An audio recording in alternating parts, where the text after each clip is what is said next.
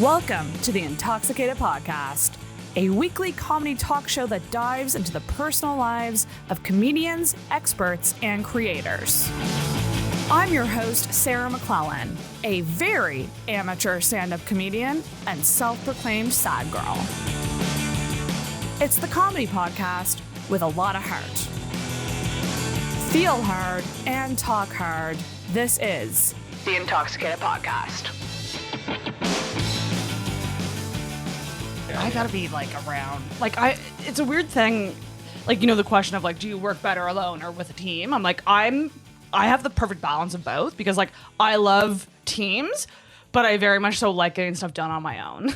I like having my own tasks, but then having it be for a united purpose or goal or vision. You know what I mean? I like working around other people, yes, but I don't like relying on them for me to do that's my what job. It is. Exactly. It's the relying thing. I just don't trust humans. No.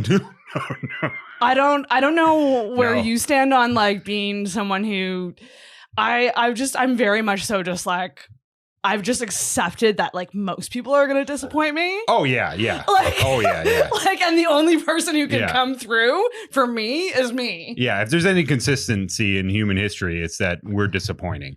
Yeah. It's so true. Yeah, exactly. How old are you? 42. Okay, this is why we get along. Yeah. There you go. Yeah. I do feel it's a 30s and up attitude of just being so jaded. Yeah. Well, yeah. I started comedy when I was 33, and that's good to hear. Yeah, so, I was 34. Yeah. So when you kind of start in your early 30s, I've always gravitated towards older comedians, but they always had 15 years under the belt. So yes, and I didn't really relate to the 20-year-olds who were kind of at my level comedy wise because they're 20-year-olds and they're stupid. Yes, I mean, they have more life to live than we have already lived. Yeah, and I think it's great because you can, I always had people say, it's just it's good because you have so much life experience to look back on to be able to build material off of.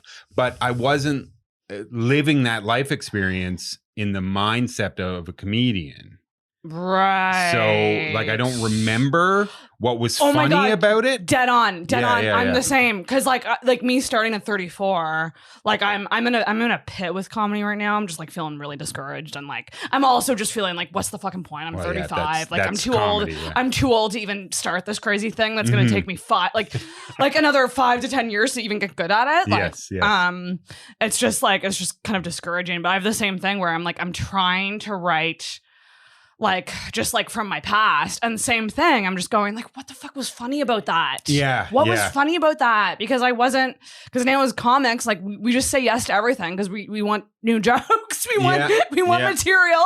So we'll experience all the experiences now for the sake of observing it for comedy. Yeah, and it kind of comes to you sometimes in dreams or some random thing will trigger. It's just oh yeah, I remember that now. That was funny. This is why it's funny. Yeah. But I find when you're 20 and starting comedy and then you're living your life as a comedian or from the perspective of a comedian, then you're looking at all your daily situations as from a comedic standpoint. Ooh. Oh, yeah. No. That's. I don't even know what happened just then. I just dropped my Red Bull. I get what you mean. It's and I don't know what the better situation would be. Exactly. Yeah. Because we have probably more things to draw from and more knowledge. Yeah. And more self-awareness. Yeah, for sure.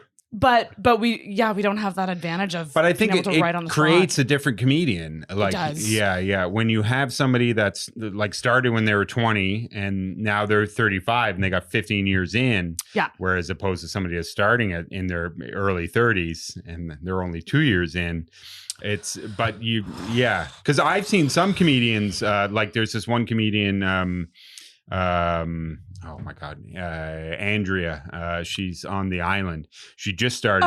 Was she in the Hubcap open mic? Yeah. She's one of the winners? Yeah. She Andrea came third. Avery. Yeah, Andrea Avery. Yes, yeah. Oh my God. I'm so bad with names, by the way. Oh, no, me too. But like, I just see so many, like I see these, I've never met her or seen her, but like I see the names come up. But she's phenomenal, but she's like kind of started, she's only been doing a couple of years, not even that. And she's so funny, but she just she's just one of those comedians that started later and just can draw back on so much stuff. Oh, damn. That's really good to hear, because I get discouraged sometimes because it feels lonely as someone new but also old.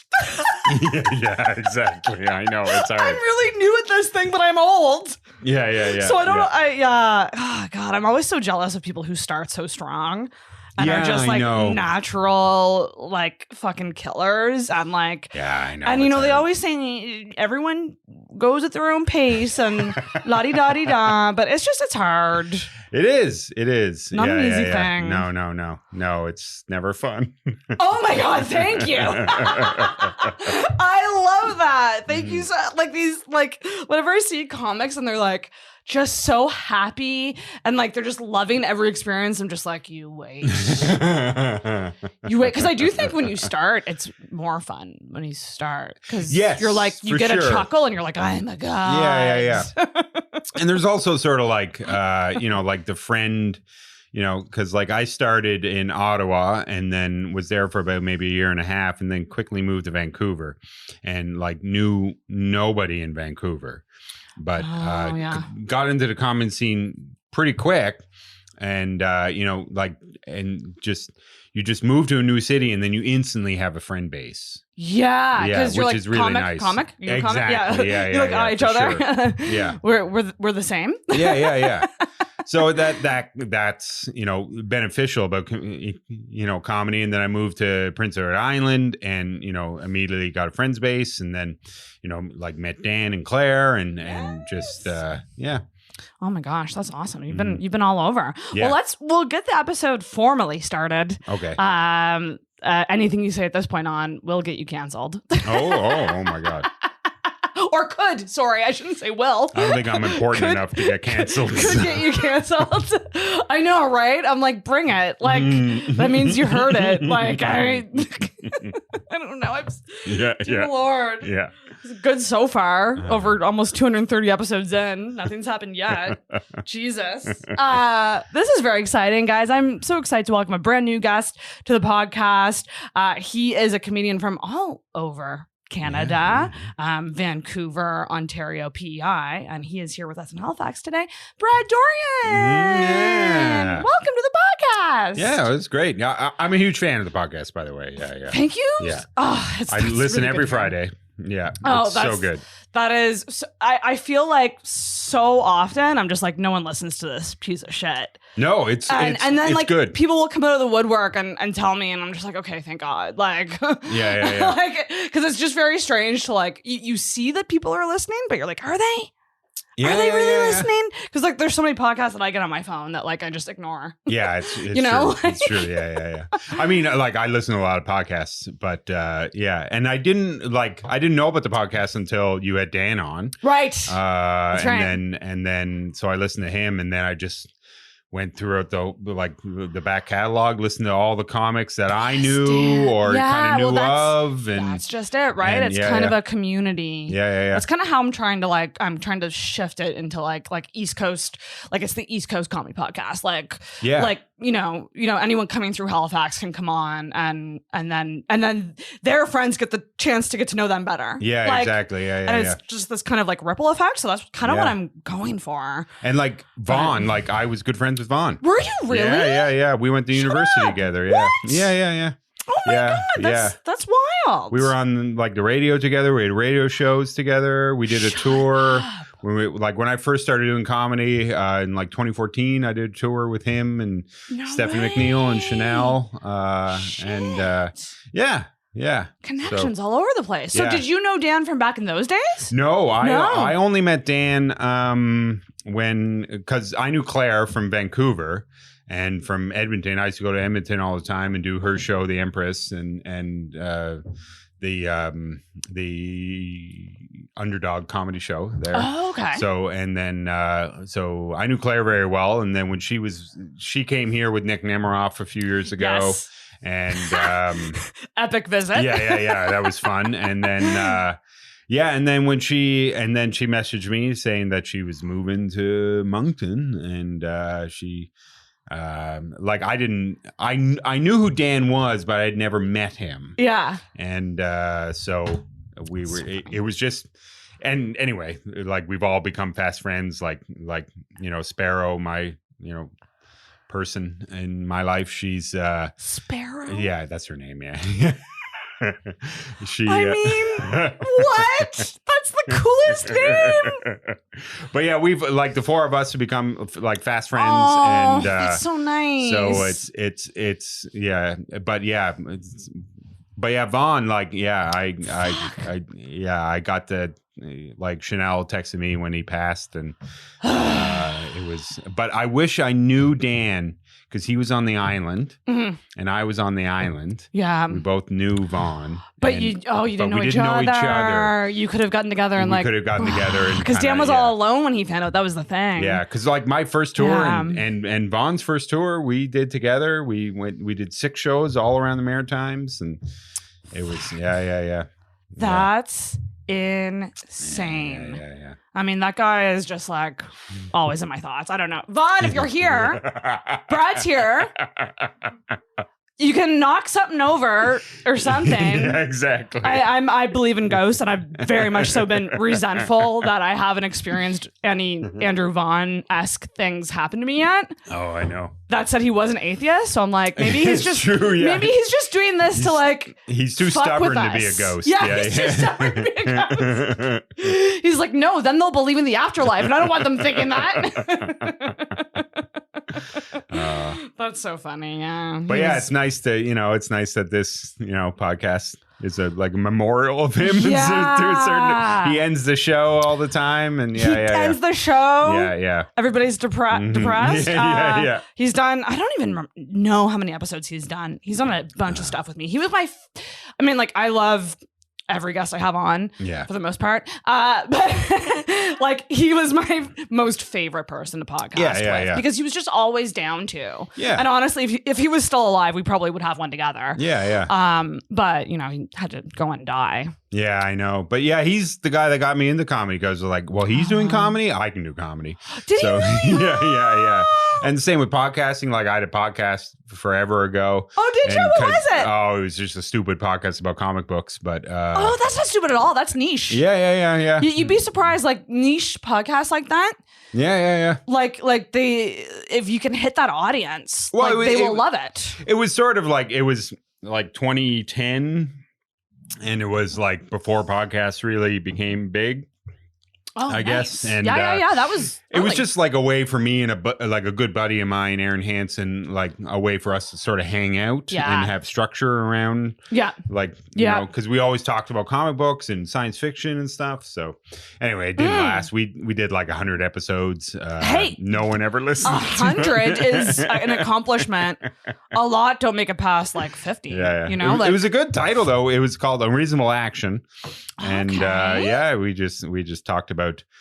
Anyway, but he's in Toronto now. He does stand up from time to time. One of the best stand up comedians, but he just doesn't care about the industry at all. But he's super funny. Yeah. Go on! Yeah, I know. I want to be the person who just doesn't care, but whenever I do show up, I do great. That's my goal. Yeah, exactly.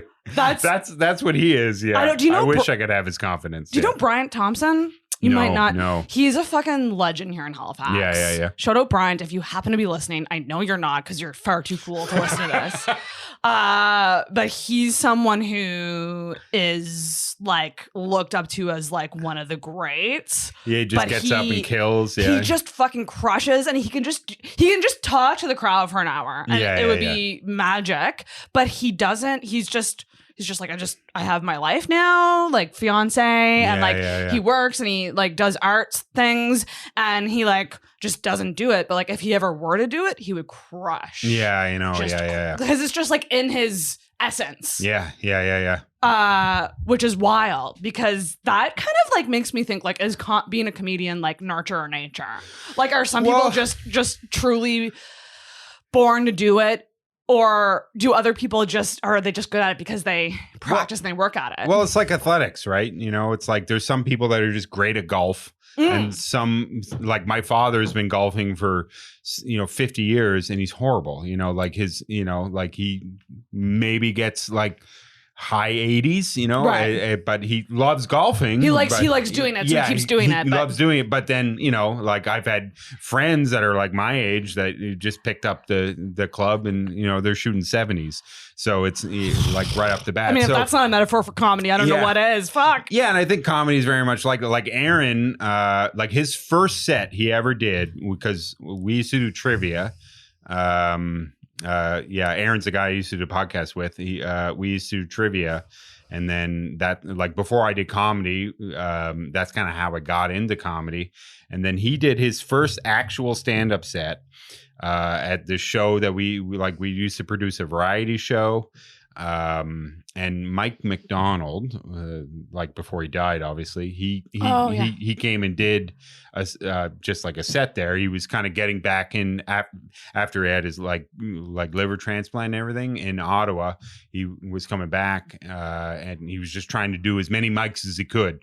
So he reached out to do our little, our small little show. Yeah. And I was like, yeah, totally. You can do as much time as you want. And then, and then Aaron did a set.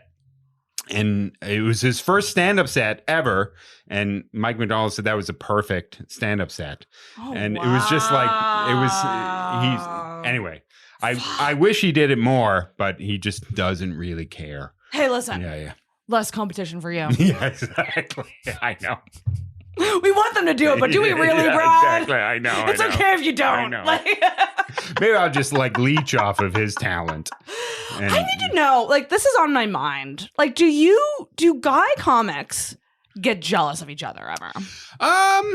Yeah. Oh, I mean, obviously, for sure. Like, I get jealous of a lot of people. Yeah, for sure. Like, if you see, and it's just odd who we get jealous of. Like, but it's how you it's how you show that jealousy. Mm-hmm. It's like, yeah, I can be jealous of somebody, but if I'm jealous of somebody, then I want to be like closer to them.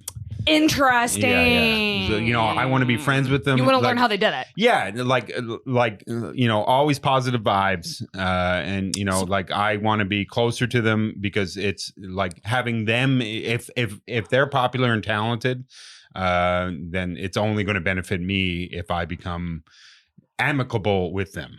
Right. That's so fucking true. I don't look at it as like sort a negative thing. Like a negative thing or like a competition. Yeah. Because you can't, like, I know. Like I've been doing comedy for 10 years. I haven't taken it as seriously as some other people have. So I've only myself to blame for my lack of success. Right. But so I can't like blame somebody else for my lack of success. That's right. Yeah. That's right. Yeah. And that's a tough thing for people to grasp. Yeah. But it's like, if I can become amicable with them and build a good relationship with them, then that's only going to benefit me in the long run. So it is. Yeah. So I would love to just mention this, like, to the listeners. So what do you do as your job? Oh, I'm a butcher. A butcher. Yeah, exactly. Yeah. So not only do you cut the meat and jokes, you cut the meat in real life, the actual and meat. Animals. Yes. Yeah. That's how did you get into that? Well, I started cutting meat. When I left high school, like halfway through my last year.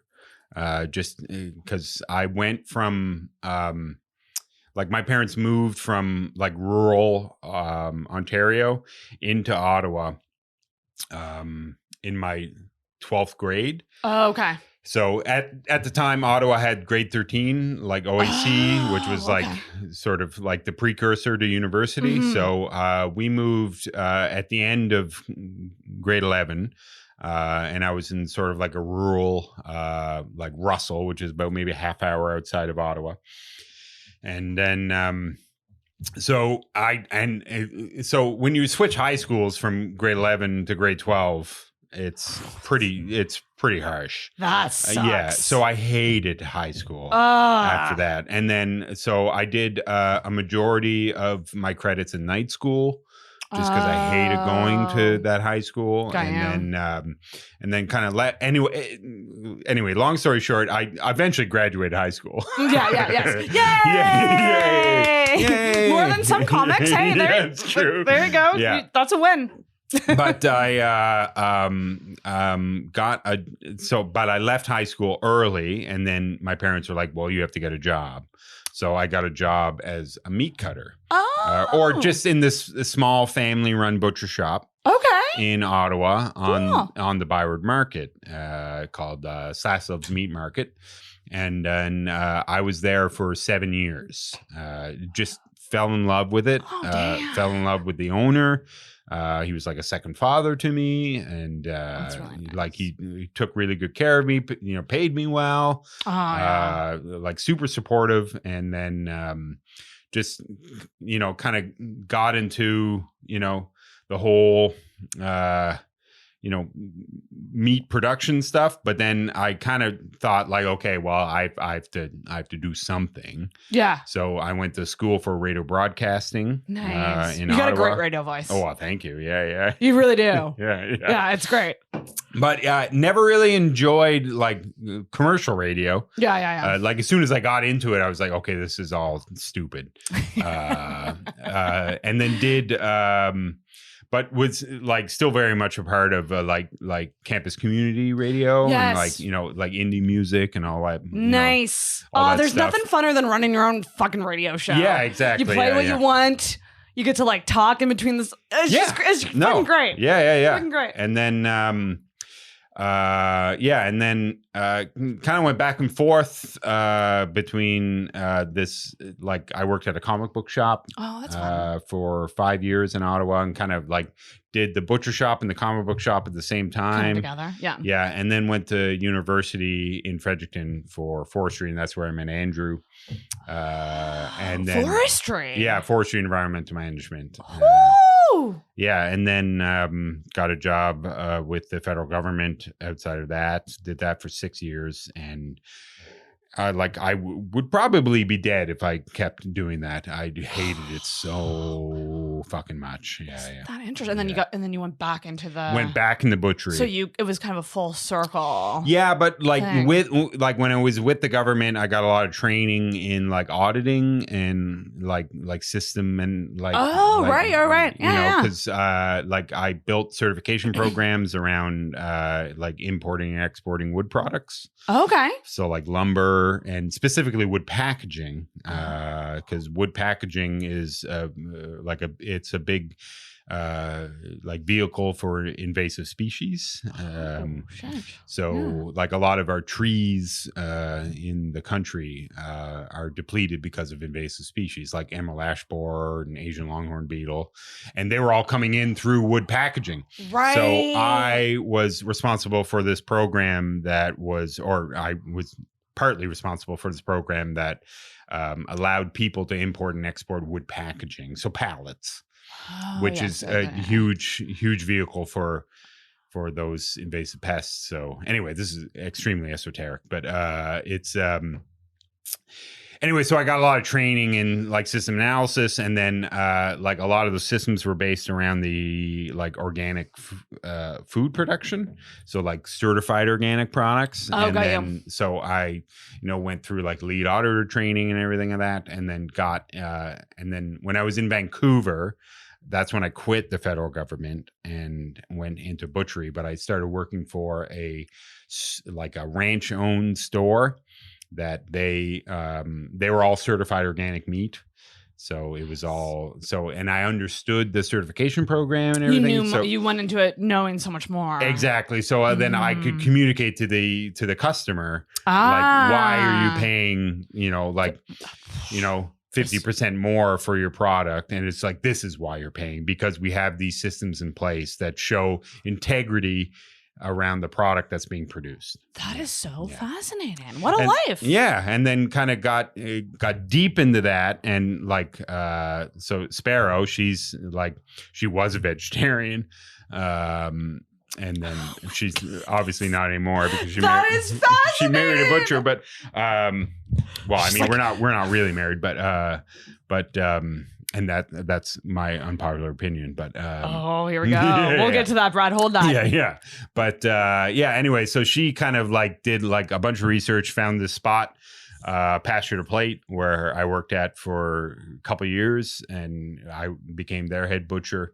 And they were like a whole animal butcher shop, and it was a great experience. The owners weren't the best, and had a lot of problems with them, but the customer base and the product and everything was great. And then I moved to Prince Edward Island, wanting to sort of start that business, because my experience with Prince Edward Island, my parents were from the island, and they moved back there about 10 years ago. They retired and moved back there. And so my experience with island meat was that like there was a lot of island meat, but there isn't. And so it was like I had a real rude awakening when I moved to the island. And shit. So a lot of their meat is imported in from off island. So, yeah. And I thought it was more holistic than it was. And anyway, so that's kind of why I've left the island, because I can't get island meat. You can't get what you want. Oh.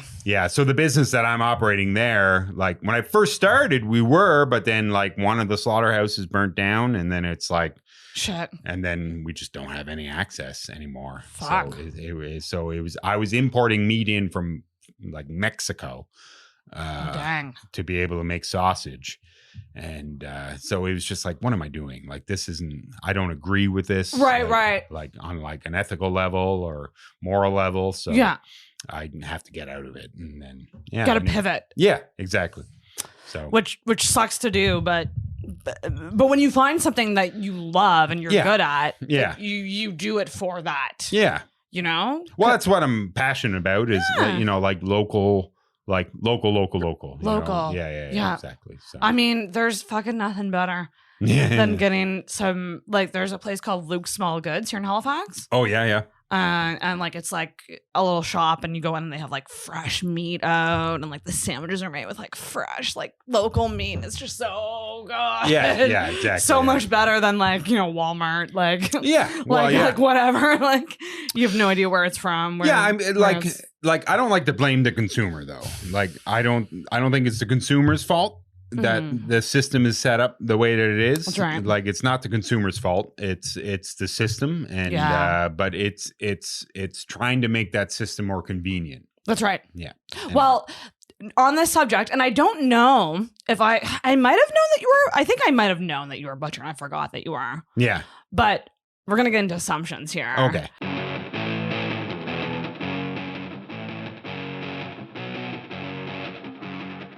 Assumption segment time.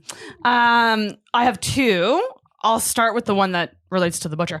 I just assume that, like, I mean, I looked at your Instagram and there's a lot of pizza and like food. Yeah, I like making pizza. I know that you can cut meat, but I also assume that you could grill a really good steak. Oh yeah, I'm a pretty good cook. Yeah. I get that impression. Like, I would trust you with a steak dinner. Yeah.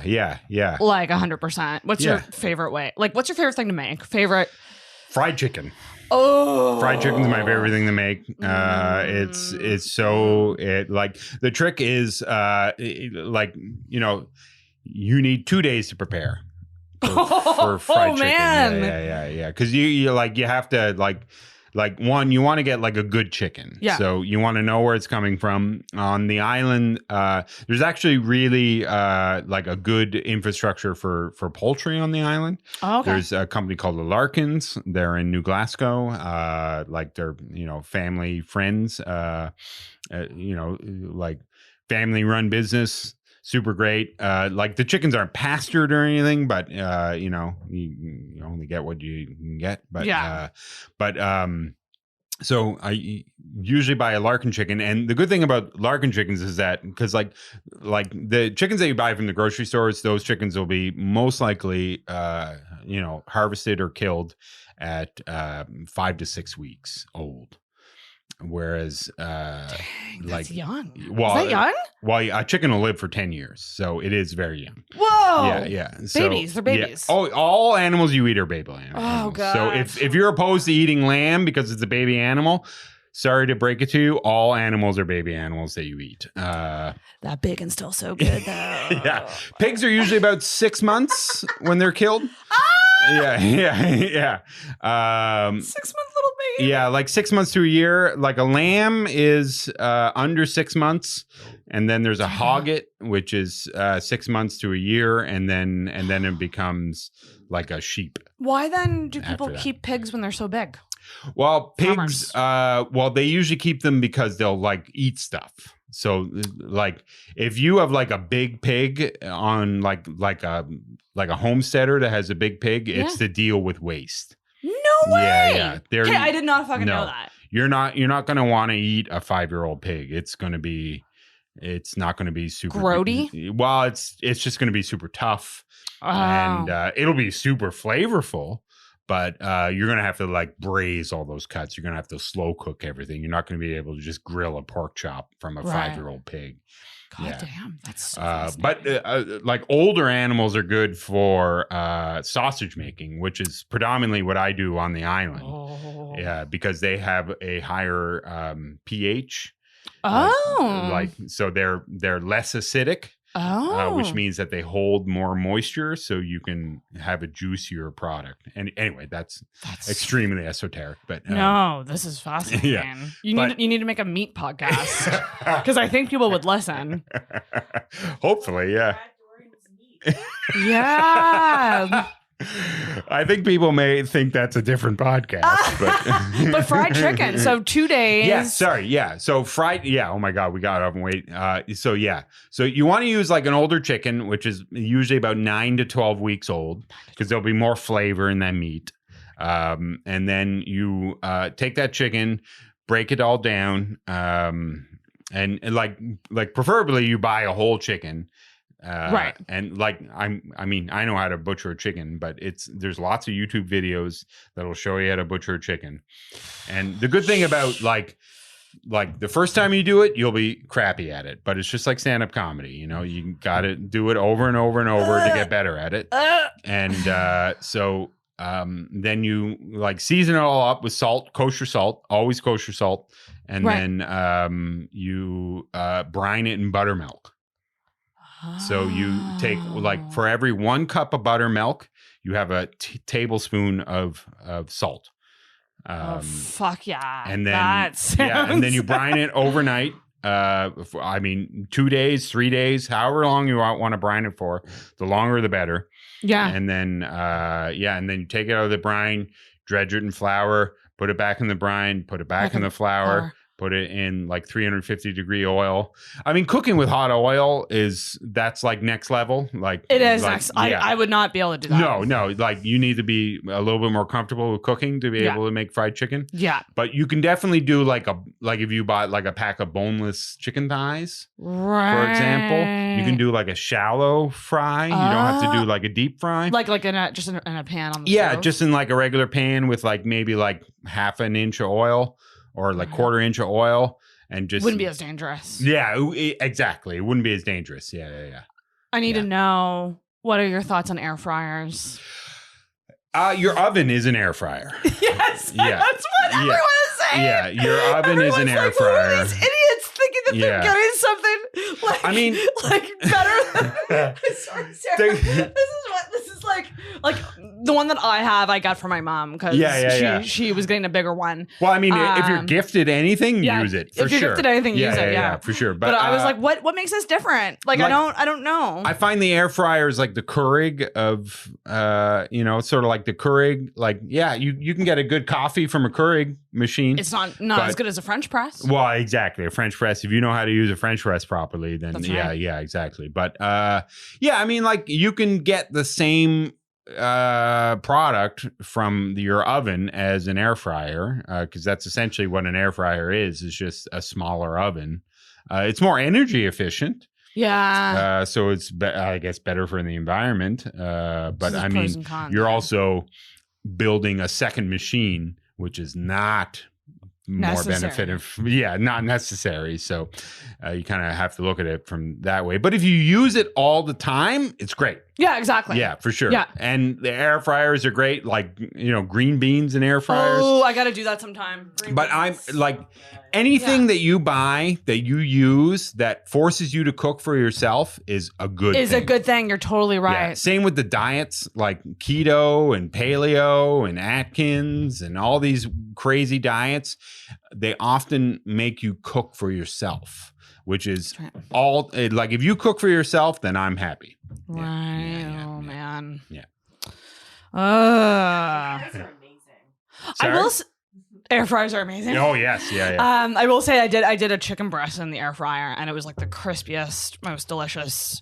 It seemed better than the oven. I don't know if it was like just like more even. It will be because it's a smaller environment. That's right, for sure. Right. Yeah. It will be more efficient to be able to because it's a smaller environment. And I think for me, like single person, like I don't usually fill. But if you have a good cast iron pan that's well seasoned, you can easily, get a good crust on that chicken breast the same way. So like don't necessarily go out and buy an air fryer because you see all these TikTok videos and YouTube videos that air fryers are the best. Yeah. You can do the same thing, but I mean, then again, if you're going to use that air fryer over and over and over to cook your own meals, then do it. Power to 100%. You. Yeah, exactly. Air fried up.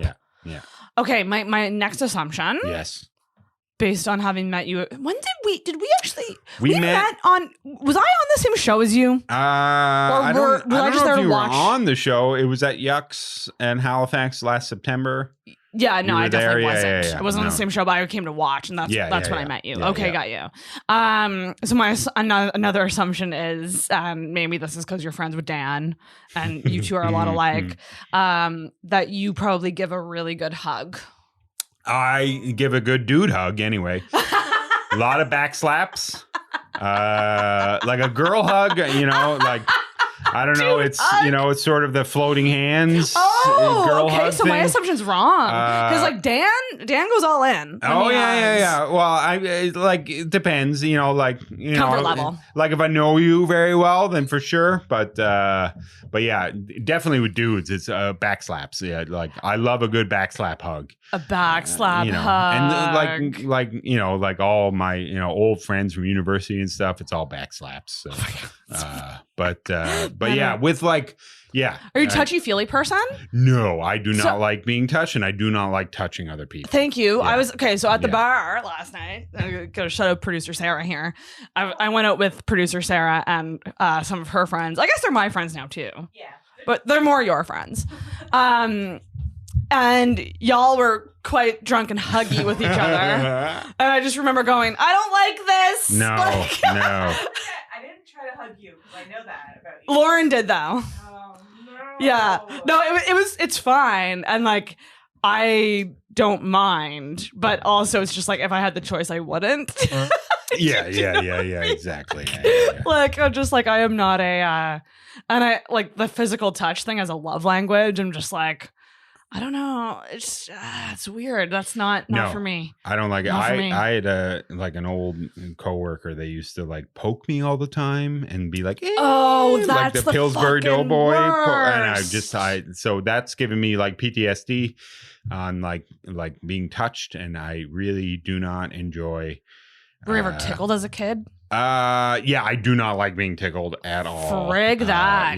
Yeah. That never ends well. Yeah. But God damn.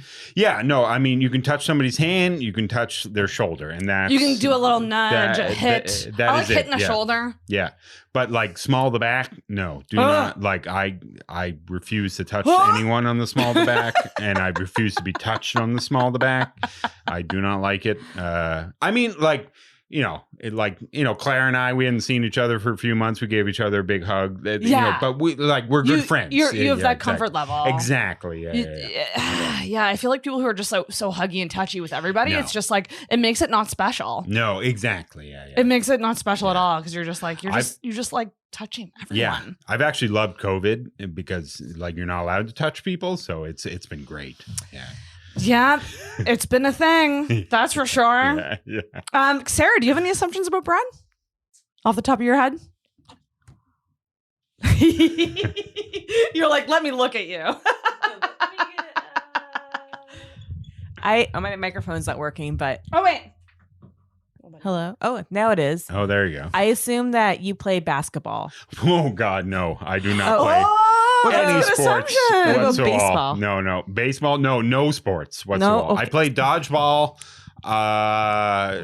in like a rec league for a little while, and I left it because it was too competitive.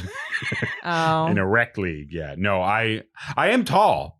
Yes, so you are. I understand where the assumption came from, but it was the cap. Oh, the baseball cap.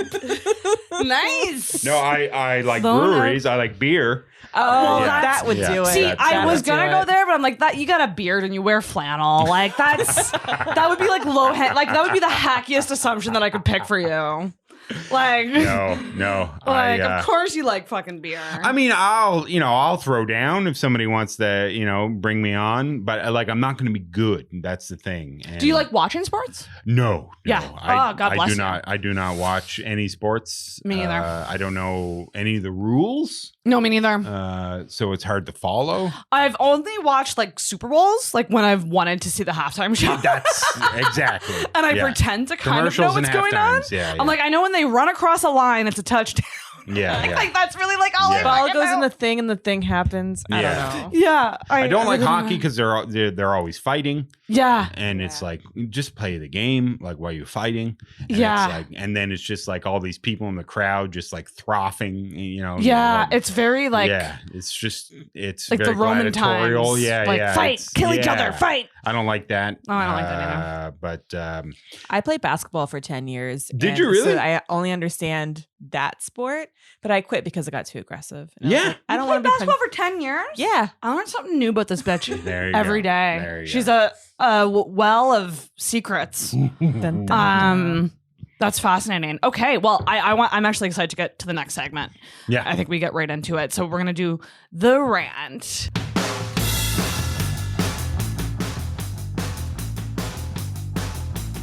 Oh. my God. This is not a positive podcast. Well, I guess it can be a positive podcast, but I'm more interested in hearing what people hate. Well, yeah, I don't really have. Actually, I'm gonna grab a drink. Yeah, go do it. Yeah, it should for be sure. on the first shelf there by the Okay. Brita. Yeah, like I said, I'm not like a real ranty person. But I do have a plea. Okay. Yeah, and it's I brought it up before. Like, I just wish people cooked for themselves a little bit more. There we go. Yeah. Okay, ding that bell. Yeah, That's a yeah. good. People are lazy. Well, People can be lazy. Yeah, I mean, like again, I don't like to blame the consumer, but I think there's a lot of conveniences that have been built within our food system that allow people to, sort of skirt it, and and I mean, like processed foods, like frozen pizzas and stuff, and everyone's busy, everyone's hard, but it's just taking it's hard to restructure your life to include that into it. Yeah. Yeah. It For sure. I'm laughing because I'll just have to keep sending you what I eat every day. And you're going to be filled with such rage over all the frozen meals I have. Yeah. And all the takeout Yeah. because of that. very thing. Yeah. The busy factor and me. And I know, like I say, I don't have time. I could make the time. Well, we all could make the time. Yeah, for sure. It's like habits are never easy to form. No. But like, so I need to know then. What are your thoughts on like things like HelloFresh? Is that to you? I think the same thing? That's a good step. That's a good step. It's It's a good like transition maybe into like cooking for yourself. Well, and because it's using raw ingredients. That's right. Like using raw ingredients and I understand like meal planning and like food prepping. Like it's been really hard for us on Prince Edward Island, for example, because like they like in Vancouver, they had bodegas, so you just go into this little grocery store every day after work, grab what you needed for dinner, go home. But also like Sparrow and I, we've structured our lives where we like a lot of our time together is cooking. Oh, that's so nice. So like every night, as long as we're able to, we'll, spend like an hour and a half in the kitchen. Just, I'll cook. She'll stand there. We'll get a bottle of wine or a six-pack of beer. Yeah. And, we talk about our day and, that's how we kind of bond and communicate. So nice. Is through cooking. And I think like it's mostly families where like, like I see so many parents that want like their children are so I've been selling food retail for the last 20 years almost, and you see so many people that come in and they just want that convenience aspect. Quick, easy. Yeah. And it's because they're so busy because their kids are in soccer and hockey and basketball and whatever. And it's just like, why don't you just like drop one of those sports and spend a little bit more time with your children in the kitchen? But it's mostly because they don't know how to cook. That's right. So people don't know how to cook anymore. And yeah, I mean, I have older parents. Mm-hmm. Like my parents are in their 70s, and like, I mean, they would have grown up in an era where the wife makes the meal. And, for sure. So my poor dad, like if my mom were to die before him, would be then going to frozen meals because he has no idea how to cook. Yeah. And it's just like, it's a skill that like, we all had fucking home ec in high school. But what after that? Nothing. It didn't. A lot of it didn't stick with a lot of us. No, it's true. Like it's like, it's literally a survival thing. Yeah. What if all of a sudden we were just all independent people and we had to fend for ourselves? Yeah. Like we would have to figure out how to cook. There'd be a lot of dead people anyway. Yeah. Right? That was my thing with the lockdown. I did more cooking during the lockdown than any other time in my life because I had the time. Number one, it helped that I wasn't working, but like I just couldn't afford to have takeout every night.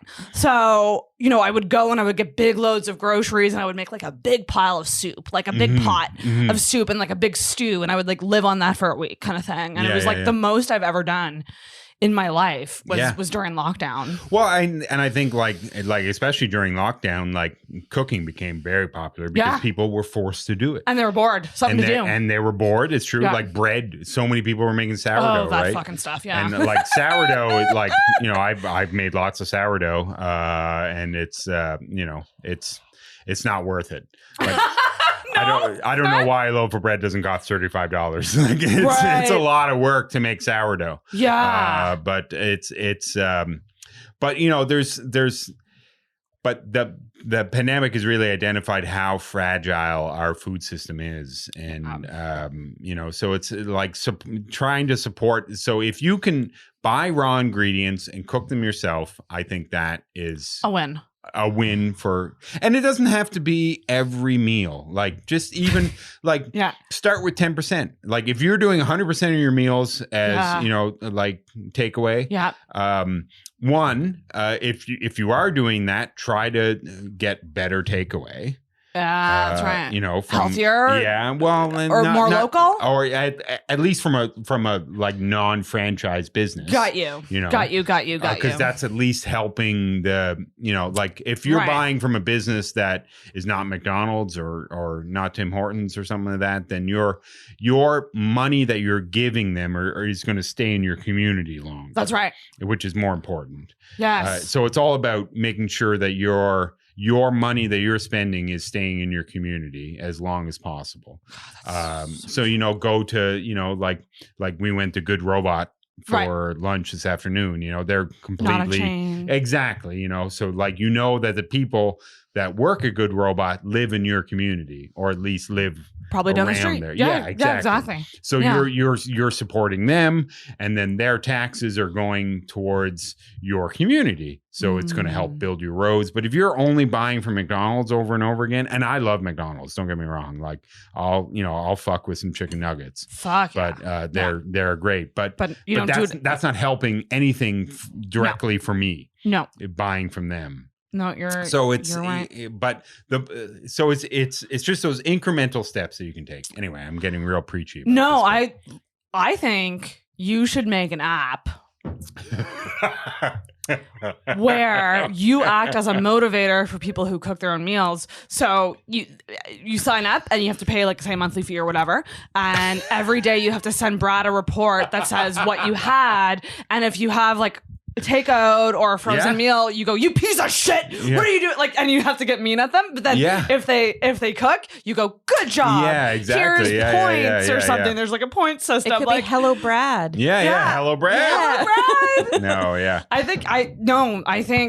I think there needs, it's just one of those things. I feel like people are also stubborn sometimes. They're just like, I've never cooked, so I never will. Like, but you know what I mean? It's like, such a stupid attitude to have. It's not the consumer's fault. It's a system. It's a system that's been built for us. And I will add the factor of, unfortunately, how like the whole wealth thing and how you do have to have more money to buy better quality food, which is so fucked up. You have to have more money to buy like organic food. Yeah. And this is where I think the rich baby boomers need to buy organic. And I've fought with my aunts and uncles for years to say, like, you know, they're just like the amount of times that I've had somebody say the deal that they got on meat at Costco, and it's just like, you make, like, you're retired, you still make 6 figures a year, and you're retired, you own your home, you're mortgage free, your car mortgage free or whatever that is, and you're trying to make deals on meat. Like, fuck you. Spend the money and help the system. Dang it. That's great. Because the more people that buy, or at least can afford to buy, you know, like the organic system, there's a lot of problems with it for sure. I think Canada is one of the better, you know, because it's there's like a federal standard. So it's, you know, overseen by the government to a certain degree. But it's like more and more rich people need to buy better food. Right, because it only helps the it'll only make it cheaper for the people that can't afford That's right. Okay. Yeah. Fuck. Okay. Yeah. But then you also have like food deserts, right? Yeah. Where you're living in areas where the only real access to food that you can cook for yourself is at 7-Eleven, right? Like downtown Charlottetown is a food desert. Charlottetown's only 35,000 people. It's like a big university, but but it is a food desert, and everyone drives everywhere, and it's like we used to like we always drove to the grocery store, drove to Sobeys, and it's a 15-minute walk, but we always felt like it was long because the city's not built for you to walk. It's all built for you to drive. So but there's no little bodegas, there's no little small stores, and the ones that are there are all like specialty stuffs for tourists, and they sell, you know, anyway. Right. The whole system's broken. We need bodegas here. Yeah. You need more small little grocery stores, like big, huge, like Costco's and stuff like that. Like, they're great. Costco's are great. You can, you know, it's all one-stop shopping. But when you have a building where birds are flying in it, that building is too fucking big. Yeah. and just the amount of the amount of stuff you can get there in terms of what kind of things you can get there is crazy. You can buy a computer and also like get your dinner. Yes. Exactly. It's just insane. That was a great rant. Oh, I loved that one. now I have an assumption about you. Oh, please tell me. We'll go I don't back to ever the assume assumption. that a guest has an assumption about me, but Are you a Gilmore Girls fan? No. not a huge one. Oh, I thought you would have been. But you I talk so fast. God, I've been told that before. I've been told that. Someone told me once that I remind them of Lorelai from Gilmore Girls. Yes, yeah, okay. but that's exactly why. Okay, Yeah, that's a great compliment. Yeah. No, like I was into it, but I wasn't someone who went back and rewatched it or anything, and I don't even think I finished it. Like I can't even really remember. No. Like I'm if a I huge completed the Gilmore whole. Girls fan. By Are the you? way. I mean, it's great. Yeah. No, I just assumed you were. It's a fair assumption for like a woman in her 30s. Like honestly, like maybe I should watch it. Maybe if I get COVID, I'll do a little rewatch. Because I think that because they rebooted it with the Netflix series. Yes. Yeah. And because I always had a theory that that the whole show was essentially like a purgatory. That Lorelai died during childbirth. Stop! with Rory, and then they both died. Well, the whole show was sort of like a purgatory. Yeah, it's the life they would have had. Maybe Rory lived and Lori died, but she was in purgatory, and this was the life that she was. And she was sort of reliving it. But then there's this new theory with the Netflix show that came out. What's the new theory? Well, that the show, because at the end, and anyway, spoiler alert for Gilmore Girls, is that because the Netflix show is really grounded and it's more realistic and it's more serious than the actual show was. Oh, and but at the end of the Netflix show, Rory writes a story about the Gilmore Girls. And calls it The Gilmore Girls. And then so apparently the show is the story that she wrote in the Netflix show. Anyway, bam. Anyway. God. Did you hear about the Friends theory? No. Where like all of the friends are actually just people in Phoebe's head? Oh, that I would not disagree with that. Yeah, Yes. it makes so much sense. Sure. It does. Makes so much sense. Phoebe was crazy as fuck. Yeah. She was the best character. She is the She best was my character. favorite, but also a little bit crazy. The whole lobster thing, like you can't beat that. No. So you're a Gilmore Girl. So what other shows shaped you as a person? Buffy the Vampire Slayer. Of course. There was like X-Files, Simpsons,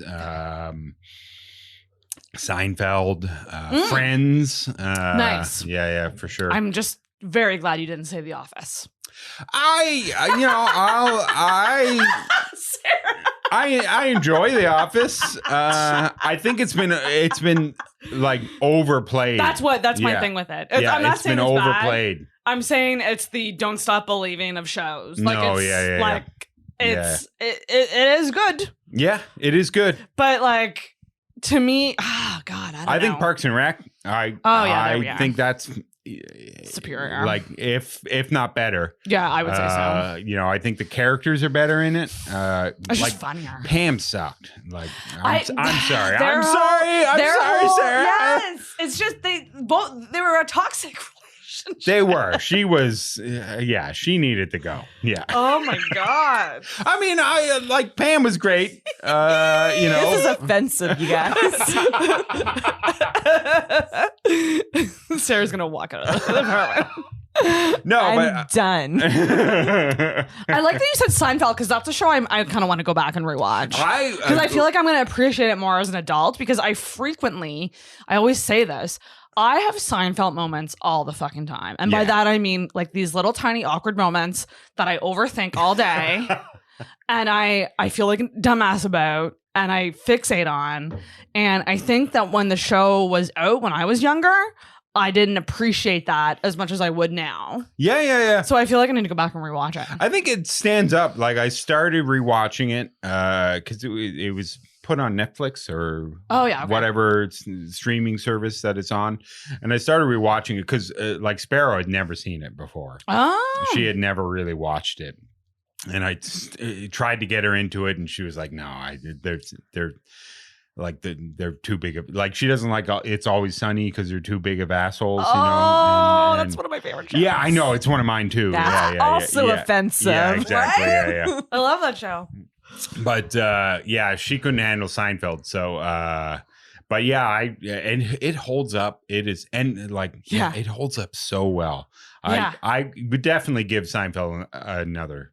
Because the things shot. they do in that show are like universal things that will never change. They are. Yeah, exactly. Yeah. Like these stupid little life moments, like literally will be around forever. Yeah, well, like the whole like finding your car in the parking lot episode, Yeah. and the whole like George's fiance licking the poison the stamps. It's just so good, so good. Yeah. Yeah. All right. So you mentioned Sparrow, your partner. Yes.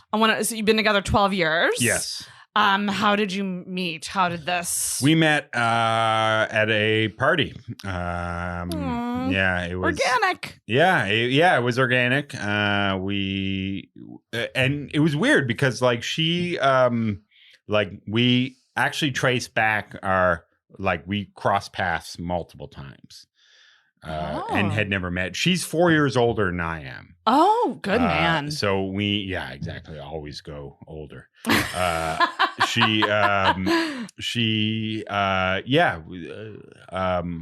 at a party. Neither of us wanted to go to the party. Love that. And then we ended up talking to each other, and she's a big Buffy the Vampire Slayer fan. And so anyway, she went with her ex-boyfriend to this party.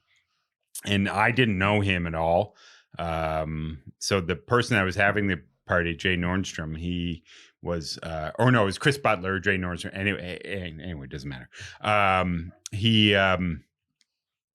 He invited all these people, and we went. And then she went with her ex-boyfriend. She had just moved back to Canada. She was living in New Zealand. And just gotten out of a relationship.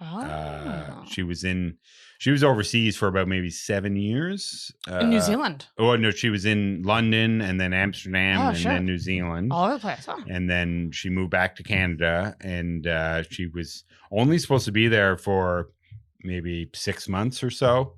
And then anyway, so we both went to this party. I didn't really want to go, but and she didn't really want to go, but her ex-boyfriend was asking her to go.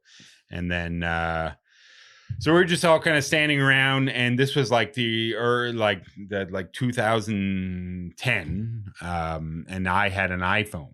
They were relatively novel at the time. Yeah. And so her ex-boyfriend, who was very like gregarious and nice guy, he wanted to see my iPhone. And so I said, sure, here, have fun, play solitaire or whatever. And then so he started randomly texting people from my iPhone. And what the fuck? Like numbers in your phone already? Yeah. So he texted my ex-girlfriend and said, I want to be on you. And texted a coworker of mine and said, I want to be more than just friends. And and asshole move. No, I mean it was very funny, and both those people are great people, so it didn't cause any issues. Oh, that's good. But like I think Sparrow kind of felt like a little embarrassed. Oh yeah, because she like knew him and everything like that. So we started chatting, and then we had a lot in common, and then I asked her out for a drink or whatever, and then that the next week we went out, and just the rest is history pretty much. Just clicked right away. Yeah. And so together 12 years. Yeah. What's the secret to like this long lasting? It's just we're just very similar people. Yeah. I think that's kind of what it boils down to. We both like to, we're both foodies. We're both we're both big into food. We're both kind of like the same sort of stuff. Like we're both like we like to go out, but we also like to stay home. Right. Oh, that's good. You're like similar, like social batteries kind of thing. Yeah. That's And really good. it's been hard on the island because it's like we both kind of like slowed down. Like when we were in Vancouver, we're both very active, and like she does rowing, like cool. like crew rowing. Yeah. So she was very active in that, and so like we were both like, but just the island just really brought it. I mean, COVID and everything, and like we both kind of anyway. But It fucked us all up. yeah. But we're kind of the same people on so many levels, and we both kind of want the same things in life. I do think that's so important. Like I know people seem to be very fixated these days on like opposites attract and go for your opposite. Well, That seems to be a thing that I'm getting preached a lot, which is like just give guys who are not like you a chance. And I just go like, I just think of that. Do you know the movie High Fidelity? yeah, I love it. I love the book and I love the movie. Right? Yeah. He has that line where it's like, books, albums, yeah. like these things, like having similar music taste, films, like these things matter because how are you going to enjoy life together if like you don't have these things to share? It's true. Yeah. And like obviously like I personally think it's so important. Like sounds like both of you have passions of your own that you do on your own, and then you come together, I think that's so important too. Like don't do everything together, like have some independent hobbies. Like obviously she doesn't do comedy, so actually, how does she feel about like the whole comedy lifestyle? Well, this is the thing, like we were together when I started comedy, so she's been extremely supportive that's really nice. throughout the whole thing, but like obviously she would be, but she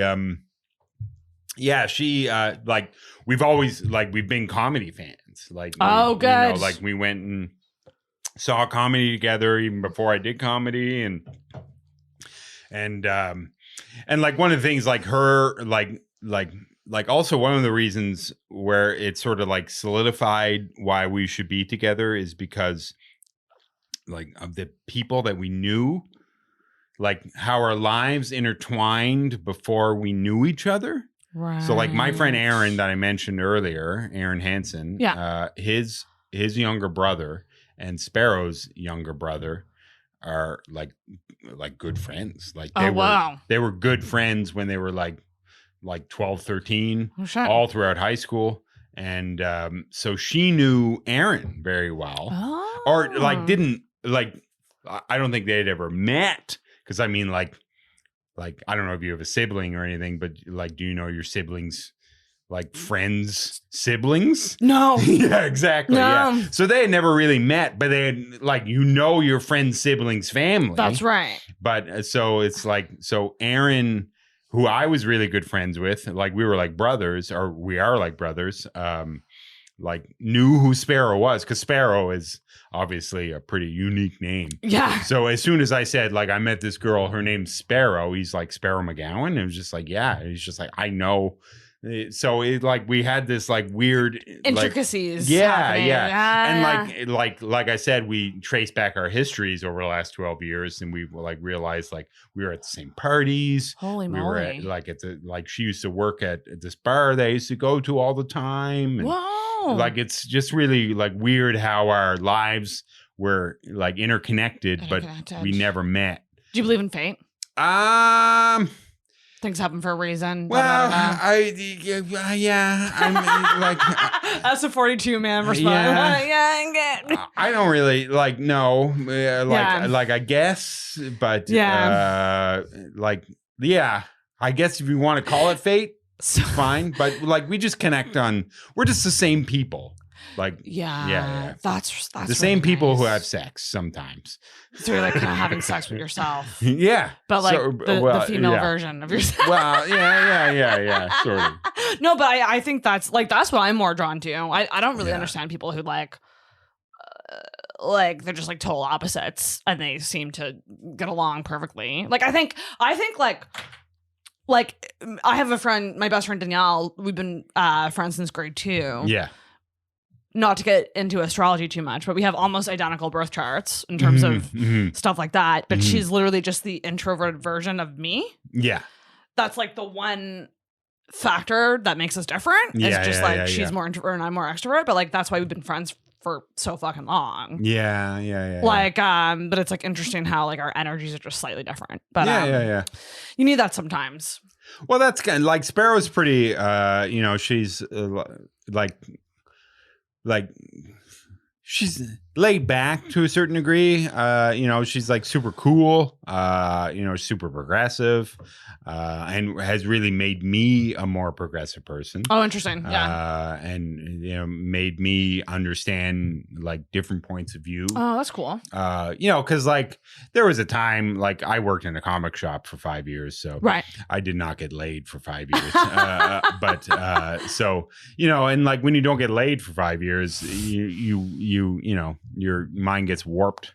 A little bit, yeah. Yeah, exactly. So it's, she sort of, brought me back to like a more sensible person. Oh, that's interesting. Yeah, she's like helped me be a better person. And I hope I've helped her be a better person on whatever level that I could do that. Did you argue? Like, would you argue about certain things? Or like you just kind of learned from her? We rarely argue. Yeah. That's really nice. I mean, we like have discussions, I guess. And but probably yeah. bickering. Well, Is bickering a thing? yeah. I mean, like I do things that annoy her for sure. Yeah. 100%. What do you think are the things that you do that annoy her? Oh, I mean, like just my messiness and just like regular sitcom type tropes. But leaving the toilet seat up. Like, well, actually, no. I pee sitting down. But do you? Yes, I do. Do you really? Yeah, I prefer to pee sitting down. Yeah. What fucking? Yeah, you get to check your phone, and you get to pet your cat, and Someone called in on this Sarah Silverman podcast. Being like, was it you? No. But I just wrote a joke about peeing sitting down, and I was like, "Oh fuck, now it's ruined because this guy on the Sarah Silverman podcast." He essentially called in and was like, Yeah. "I pee sitting down." I love that podcast, by the way. Oh, it's so great. So good. It's truly, honestly, like a it's dream one of mine to have a show like that eventually, Yeah. like where it's just people calling in with questions. I just got into it. Like I stopped listening to Joe Rogan, started listening to Sarah Silverman. Oh, you stopped the Joe Rogan? Well, just because I got rid of Spotify. But fair. Yeah. Okay, and I know you're a Joe Rogan apologist. Listen, guys, he's not that bad, okay? Listen, you gotta hear him out. I told you I'm a fan. Yeah.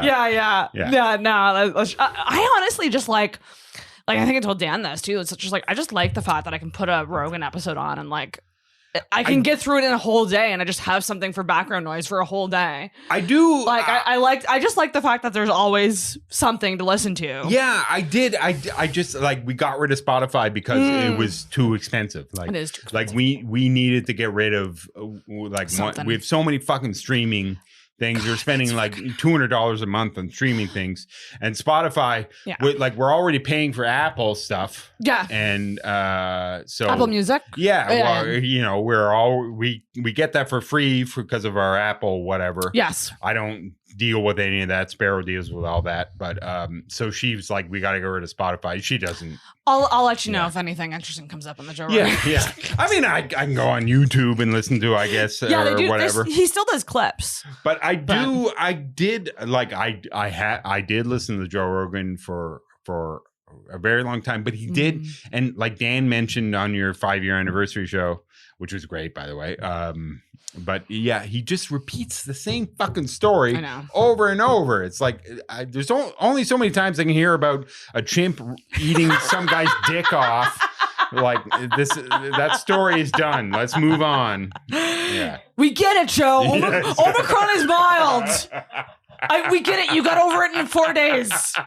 because you took a bunch of drugs that you could afford because you're Yeah, exactly. fucking Yeah, rich. yeah. Fuck. But I do like his, and I mostly listen to the interviews with other comedians. Yeah, Those are the best. Yeah, and I like going back and listening to like the older podcasts with like comedians that I enjoy.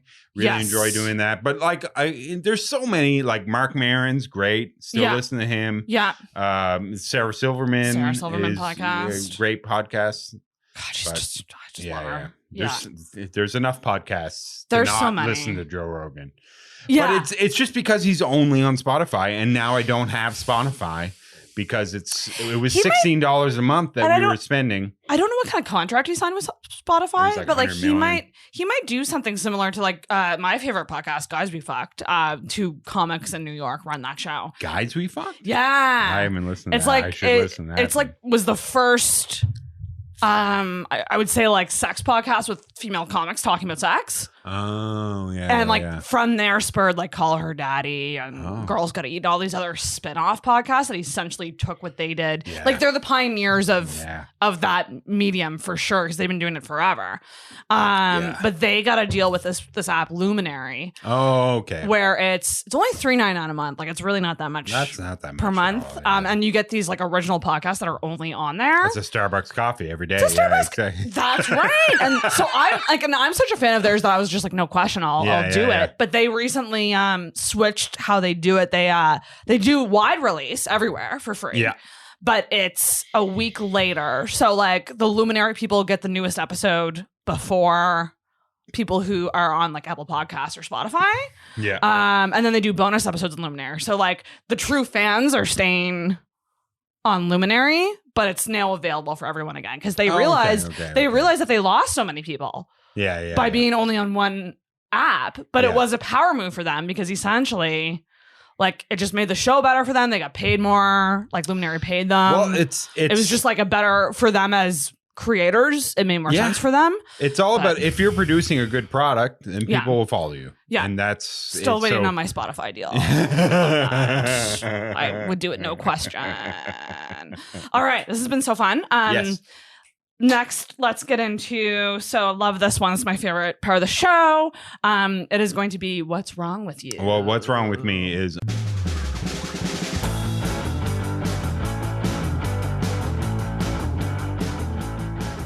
All the the rhetoric that I've been preaching here about environmental and health and all that shit, I am a smoker and I need to stop smoking.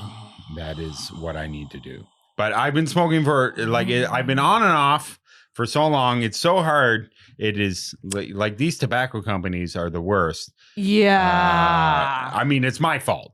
So you're truly addicted. How long have you been smoking? I've been smoking for forever. For like how old were you when you had I was like 15 when I started smoking. And didn't stop? Pretty much. I mean, I've been on and off.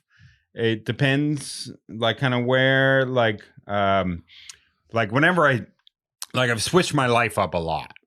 Okay. And whenever I switch my life up, I often stop smoking. But like changing routines? Yeah, exactly. Yeah. So, I started smoking in high school because it was, cool. It's totally cool thing to do. I remember the first time I took a puff, I was just like, I should be in a movie. Yeah, exactly. You're up against like a brick wall. Yes. You put your leg up. You're like John Cougar, Mellencamp. You're like smoking a cigarette. It's great. Yeah, it's cool. It's all the chicks love you. But then and so you do that for 30 years, and you've spent a lot of money on throwing away money on cigarettes, and it's $20 a pack now. Holy fuck. And how long does a pack last for you? I'd say where you're at right now? 2 days. What? Maybe. Yeah. So, Sarah, how does that pack last for you? Oh, you're a smoker as well? Yeah. I can make a pack last a week. Oh, that's, yeah. I mean, like now I'm at 2 days, and it's like when I went to university, I stopped smoking, but that was in 2005. And then after about maybe 3 years of university, I started smoking again. And then what made you stop in university? Like, what was it that you it did? was just a change, like because I don't want to smoke.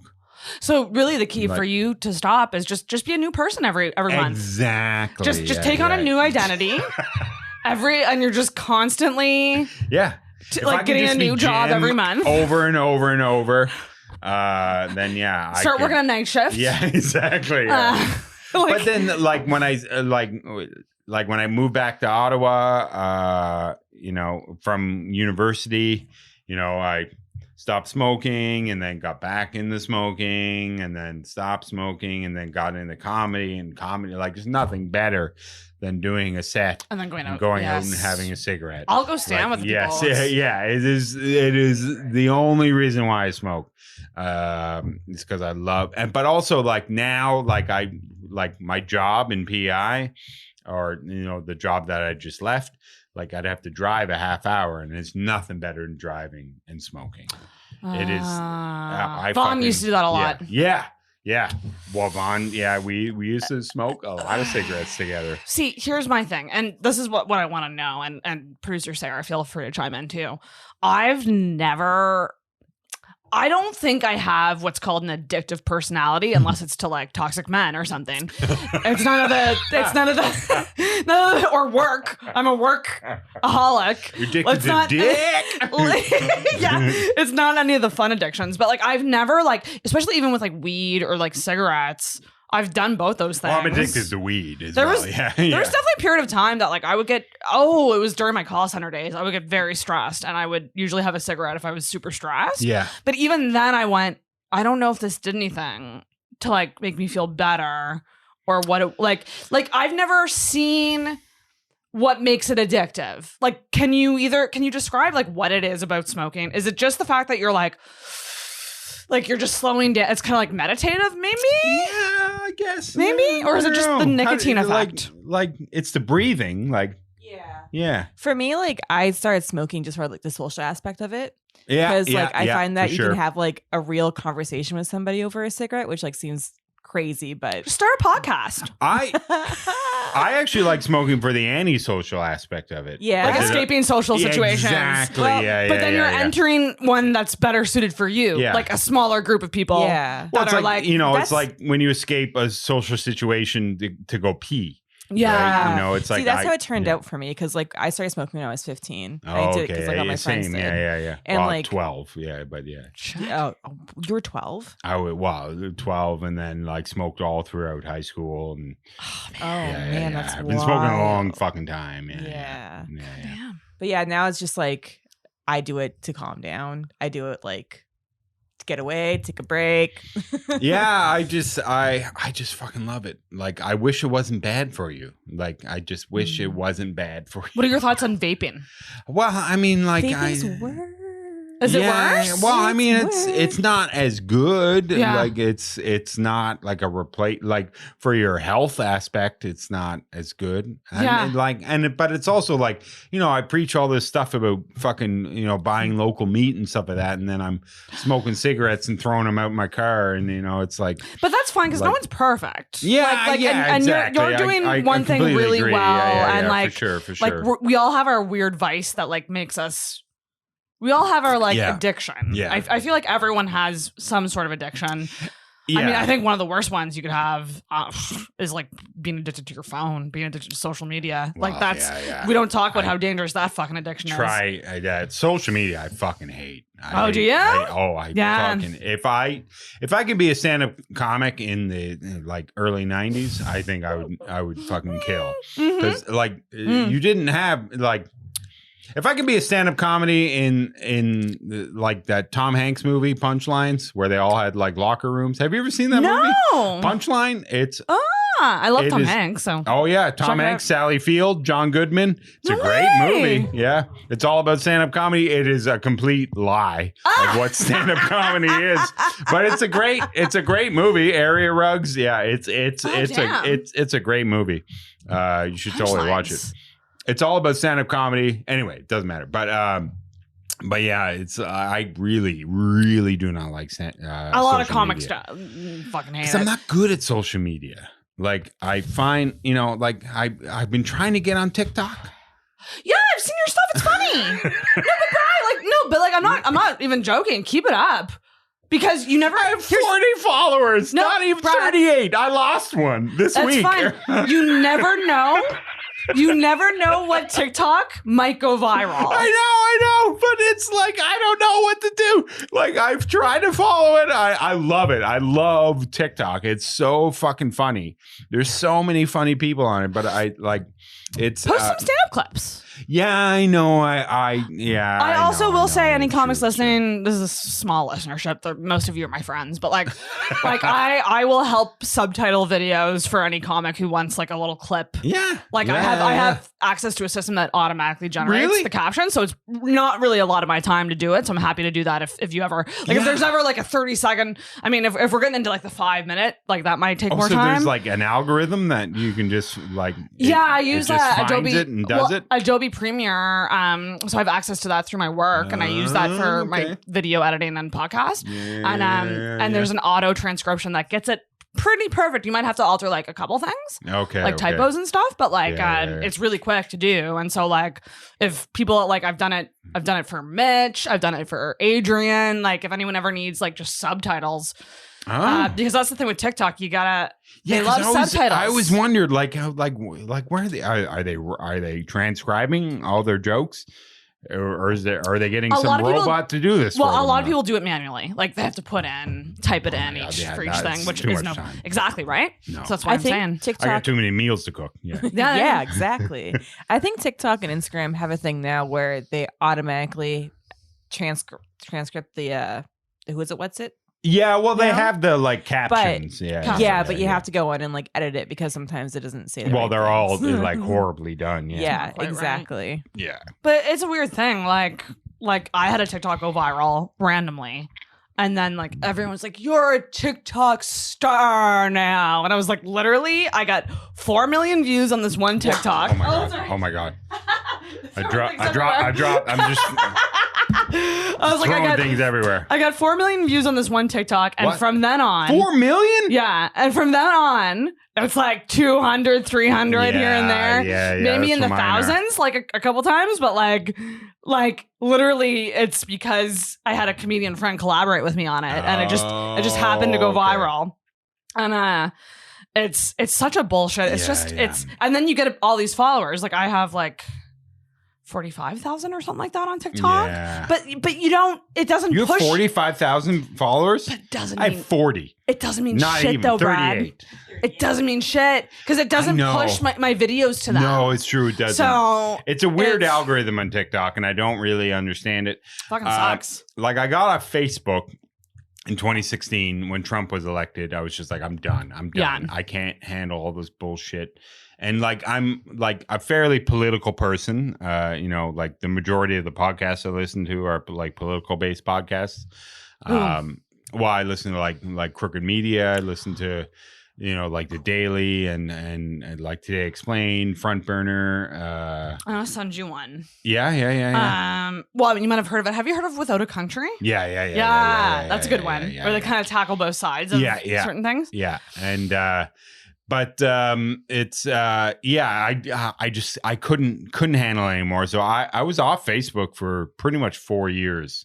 And then when I moved to the island, I was like, okay, well, if I'm going to do stand up in the island, because Prince Edward Island is ruled by Facebook. Fuck. Like everything is done on fucking Facebook. It's the worst. Oh, I fucking hate it. Yeah, but I mean, like, what are you going to do? That's where, like, if you want to promote yourself, that's where you got to do it. I focus on Instagram, but I mean, it's like, even still, I mean, so. I think if you just maintain like a healthy relationship with it and like post every now and then and like promote the shows you're on, I think that's fine. You don't have to be someone who's like constantly posting or like, do you know what I mean? Like, yeah, because like I don't get a lot of like feedback, obviously, but but I mean, like it's just it's just I don't know. I just find like it's like a removal from Life. Yeah, and it's like I'm not It's just weird. I don't really like it. It's just funny to think like if one day someone just turned off the internet. Yeah. Like a switch. Yeah, I would wish would that just could go happen, off, yeah. and we would be forced to like text each other or call each other or Yeah. like just rely on like in-person conversations. Like it would just be interesting to see. But like, how did like bands and comedians and stuff do stuff in the 90s? Like how, like. Oh man, I guess it would be like TV and radio. Well, it would be like just searching for an agent. Much music. Like, are agents as important as they are now? Like because like if you can build like a follow, if you're like Shay Dorina or he's Toronto, he's big on TikTok. Okay. Yeah. Probably seen him. Yeah. He's Anyway, yeah, you most likely he does a lot of reaction videos. So anyway, super fucking funny on TikTok. I love seeing his TikToks, but he's just like blown. He's got like 5 million followers on TikTok. Man, it's just like one of those things. I think it's like a certain type of person can but do that. It's just they understand. But then again, I'm in my 40s and I don't understand how 20-year-olds think anymore. So it's hard for me to relate to them. So it's like, trying to like, it's so contrived. I feel like my social media is so contrived. Right. In that like I'm too old to understand what I'm doing. And then when I do things, it's like, it's just like, yeah, my brother likes it. Great. But he's remember, not enough. There's no disadvantage that you're putting shit out there. No, and that's true. Like it's me. I'm putting myself out there, and it's great. If I have 40 followers in TikTok, whatever. And if you have that, like in the eyes of like bookers or whatever, like they see you're at least doing something. Yeah, it's true. Up against people who might not even try. But that's why I do it. It's for the bookers. True. But that's why so many comedians do it. I know, but and they the only don't reason, care. Like, but what if you started what if? But if I get a good reference, like the thing is, like me putting, like 15 hours into social media, which is like a month's work, right? Because I'm not going to put a ton of time into social media. So it equals, like me, opening for like I opened for Kate Davis at Punchlines this weekend in St. John, and she's a fucking killer. Damn, she's so fucking funny. So fucking funny. And I think that benefited me more than all the shit I'm doing on TikTok, for 40 people that don't even really care what I'm doing. I think me opening for Kate Davis and doing well and building a good rapport with her, she's going to help me more than exactly. Yeah. Right. I think that's more important and I think like I don't know if a lot of comedians think that, but the whole, like building the relationships, like the personal relationships with people is more important. Oh my God. Building an online following. Yeah. Casey Corbin hacked my account. What? I just got a bunch of messages from people sending me. You were talking about this earlier. Oh my God. What the hell? He responded to my question saying LOL. What do I do? He responded to your question, LOL? Sorry, we can't log you back in. Oh, no. What do? I got to change my password on Instagram? Is that Instagram? How do I... See, this is where social media is a horrible thing. Oh, my God. Casey Corbin. I guess we could explain that something just happened, so it's going to be an awkward cut, everybody. But it doesn't matter because we're not in fucking Ukraine, No, this is, yeah. It's a great way to look at it. Yeah, we're not, our homes aren't being bombed by Russian shoulders. So Yeah. we're, perspective for sure. But like, you're right. Like, I just, yeah, this just goes to show how much we rely on social media. Yeah, exactly. And how our life can For feel like sure. it's falling apart when it's taken away by Casey Corbin.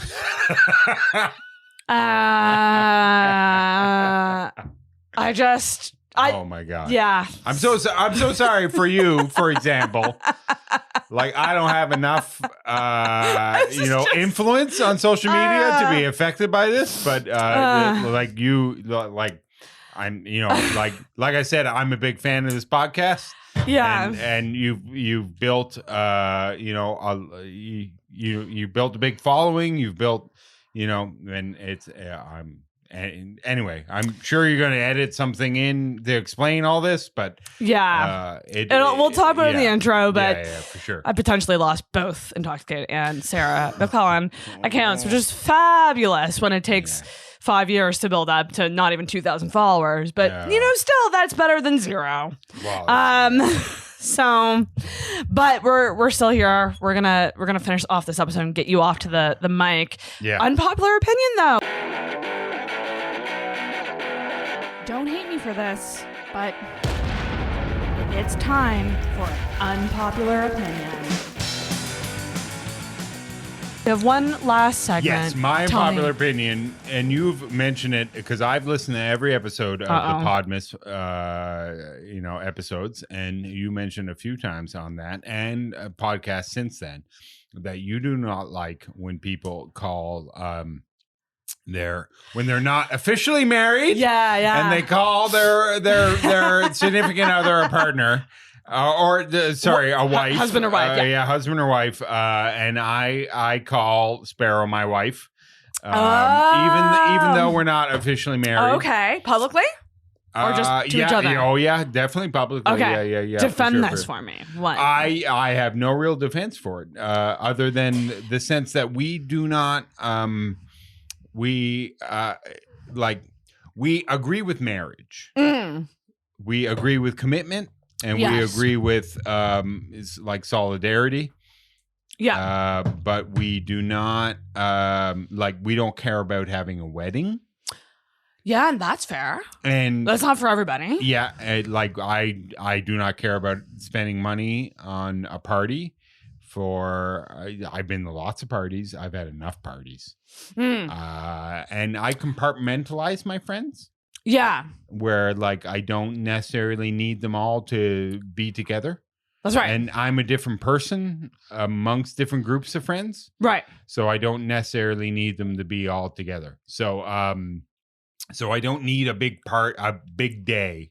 Which is so braggadocious. Well, yeah. A little bit, right? Yeah. It's a big spectacle yay, I found love. Come. Well, yes and no. I mean, but also, we met each other in, she was 34, I was 30. We dated, it took, after about 6 months of dating, we moved in together. Mm-hmm. And then, we were, if you're in your 20s and, you want to have, big wedding but, a wedding wasn't important to her, wasn't important to me.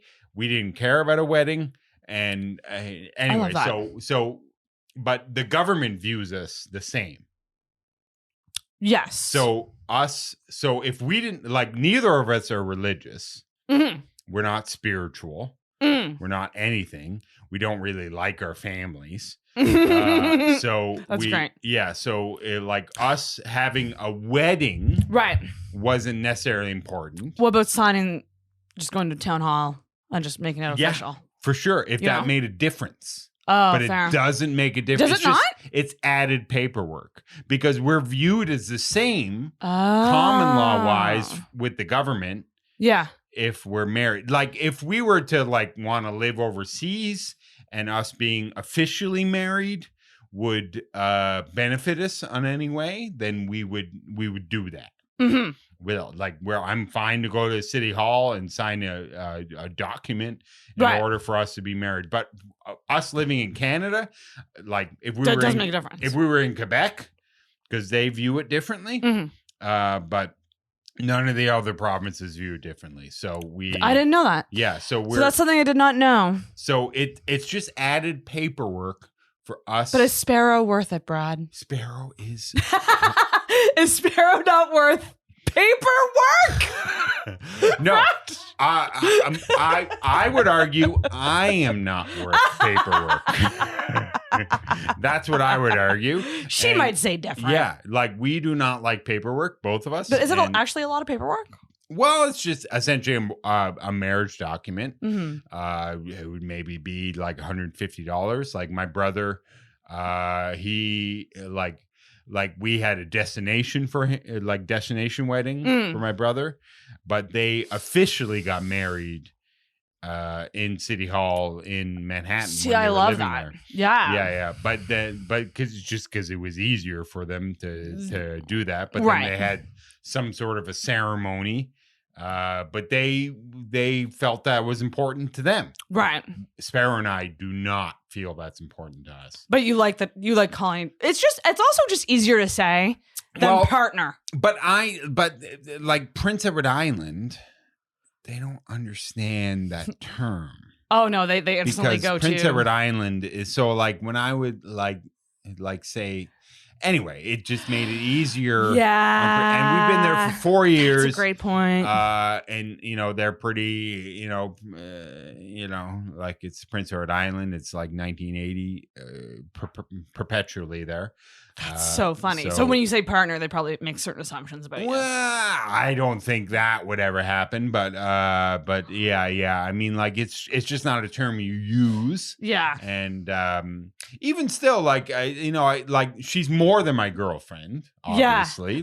Yeah. But we're committed to each other. It's funny because the term sounds immature. But like girlfriend, boyfriend sounds mature. Yeah. But like wife, she is my wife. Like we're committed to each other for the rest of our lives. We love each other and we're going to be together for the rest of our lives. And we don't necessarily need a ceremony to identify that. Right. But I do. I'm like, prove it. Yeah. No, and I agree with that. Prove it. But we've proven that through filing 12 years together. No, through filing our taxes together. So I think as soon as you file your taxes with somebody, then they're your wife or husband, or or wife or husband or whatever. How long do you have to be together for common law? It depends on the province. I think in Ontario, where we first started, it was a year. It's not enough time. But like a year living together, and we were together we were dating for 4 months, and then that's when we said that we loved each other, and then good amount of time. Yeah, and she was, and then we were just like, well, if we love each other, then let's move in together.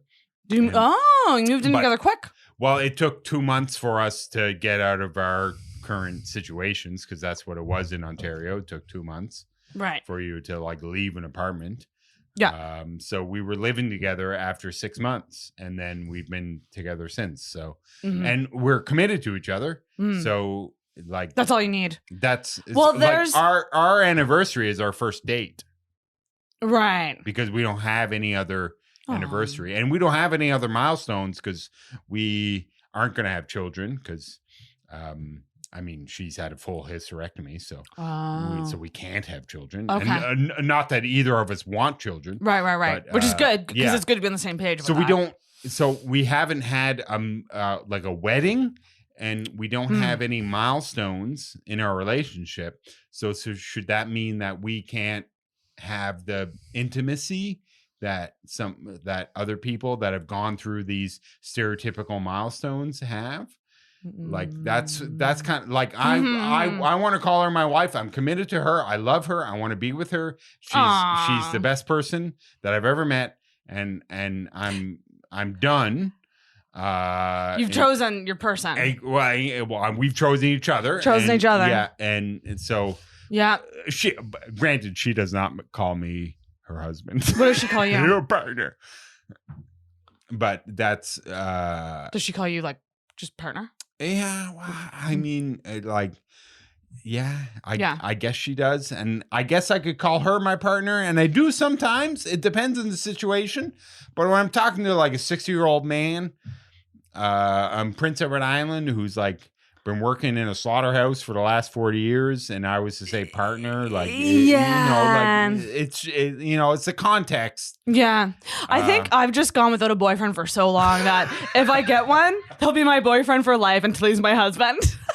Yeah. Boyfriend. I'm going to be like 45 and going, I got a boyfriend. Yeah. Like we've talked about getting married, like having a ceremony, but it's not like. You hear great stories about like these private ones. That's just like you and like maybe 2 witnesses. But it's always boiled down to like us like conveniencing other people. That's why we would be doing it. Because neither of us care.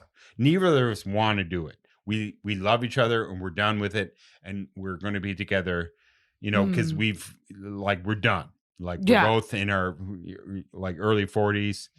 We're done with whatever it is that you need to do to, settle in like a romantic relationship or whatever. Yeah, it's strange because I don't know why I view weddings and marriage as 2 different things, because I definitely don't care about a wedding either at this point. Yeah. In life. Yeah. But I think it just comes down to like I just need it to be proven to me. But that's a lot of emotional shit. Well, I haven't had a stable relationship like you've had. I haven't had someone prove to me. Yeah. Do you know what I mean? Yeah, for me, I go, prove it, bitch. Like put it on fucking paper, sign that fucking paperwork. And I think that's like but like what is that like what is that proof to you? I guess, I mean, great point. I guess there's an argument to be made as well that like I don't think anything is rock solid, because divorce could always happen to any couple. Yeah, for sure. And like down the road, like you always hear of like older couples like in their 50s getting divorced. Like down. Well, it's because they're done with their children, and that would suck. They've always hated each other, type thing. So there's an argument to be said for like just staying unmarried. But I think even if I were to stay unmarried, I don't think I would say hubby, because I think I would just feel like weird about it. Yeah, I mean, we're not married, like, because we're already married. From the point of view of the government or anyone that actually cares from a financial standpoint, or from it's just wild to me that you're considered married after a year of living together. Yeah. That's insanity. Well, yeah, 6 months. Yeah. That's not a lot. That's not enough time. Because in Quebec, they don't really like it, because they want to preserve, like the French names. Right, so they don't so a lot of people don't get officially married in Quebec, because then you get to keep your maiden name as the female. And obviously my last name is the worst. I was gonna say, yeah, I googled you and all that came up was hurricane articles. Yeah, exactly. Yeah, my last name. Yeah, it's either like maritime specific or Hurricane Dorian. So she doesn't want anything to do with that, and she's got a good Scottish name. Oh, love it. Like I would take her name before she took mine, but. Yeah. Also, we don't want to spend money on a wedding. Yeah. I don't want to spend money on a ring. But you don't have to do any of that. I know you don't. And yeah, sure. We could go to the court and officially get married, and we would if it benefited us in any way. That's true. Maybe I just didn't fucking know that. I didn't know that common law was that. It is official. It is official. Yeah. I mean, as long as you file your taxes together. So if you're in a 10-year relationship and you've never filed your taxes with that other person, then you're good to go as a single person for the rest of your life. Sarah, you do that with Dustin? Do you file your taxes together? You do? Yeah. Ah. Yeah. So we just started doing it though recently, like in the last probably 2 or 3 years. Yeah. So as long as you file your taxes together, then you're good to go. Yeah, that's interesting. You're essentially married. But no, I understand the terms, and having listened to your podcast and hearing your opinions and hearing your arguments about it. Again, but that's just, I think our perspectives are just the opposite. Happy, stable relationship. alone forever.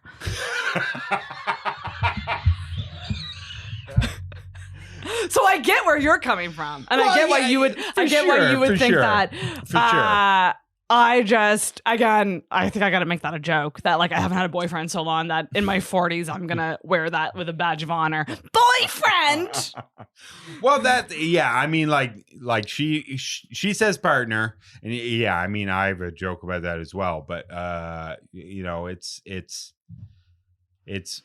I think it's easier for like, you know, somebody in their mid 40s to say partner. As opposed to like a woman in their mid 40s to say partner, as opposed to a man to say partner. Yeah. Also, I think at a certain age, for people who do want to get married, it's gonna happen quicker. So like late 30s, like you might date for like a year, year and a half, 2 years, and get married very soon. Because it's like, yeah, what are we doing? Like, but. I don't know. I guess it just comes down to like what commitment is to each person. Yeah. And for sure. I mean, I grew up like Roman Catholic, like Nicholas Sparks, grew up in rom-coms, grew up like assuming that that's what I had to do as a woman. Well, like when I started dating Sparrow, like, and she identified that she didn't necessarily want children. I think that I was just like, oh, that's on the table, because I do not like. I'm fine with children. I do not like babies. Interesting. Like, I'm the opposite. If I could have like a 13-year-old, then yeah, for sure. Oh, teens would be great. Toddlers I can't stand. No, I don't. I need them to either talk full sentences or go goo goo goo goo goo goo goo. No, I don't know what to do with a baby. I just like hold them like a sack of potatoes. Like, like I hate them. I literally, their hands are always wet. It's too much. It's too much. Yeah, they are disgusting. I fall asleep to watching newborn baby videos because I have coming out of the vagina. No, just like little baby, and they're just like, and they're like touching like their own faces. I just have insane baby fever right now. But then I did have an experience recently with a like I don't know how old this kid was, like maybe when did they start going to school? What age? 5, like 5, 6, and that was annoying as fuck. So that kind of no, they're just they're just constantly asking you questions. Yeah, like my nephew, like between the ages of like 6 to 9, like he was the worst. Yeah, I can't. I don't know if I can do it. I do not want it. And then like I'm like I can't wait until he's 18, and then I can be like, this is what music is. This is what like literature is. You know, like that's what I want. I want to mold somebody from like the sort of like the cool aspect of their lives. Yeah. But I don't like children at all. I don't think I really do either. No. I think I just wanna hold a little baby. Well, I mean, like if I was like willing to like go through the pain of raising a child, I personally don't see the benefits of the 18 years of horribleness until they're on their own. Also, in this world, what are we doing? It's like I don't know why we would want to bring anyone into this shit pile. No, I know. We got a war in Ukraine. We got nuclear, bombs. We got climate change. We would have to tell them, like, when you grow up, you might be able to afford an apartment. But that's just a might. Exactly. Yeah, exactly. Like, I'm happy that my brother is very wealthy and he can raise his child. Oh, that's good. Like a different level. But, everyone else is fucked. Yeah. Oh my God. But it's just like I don't know what it.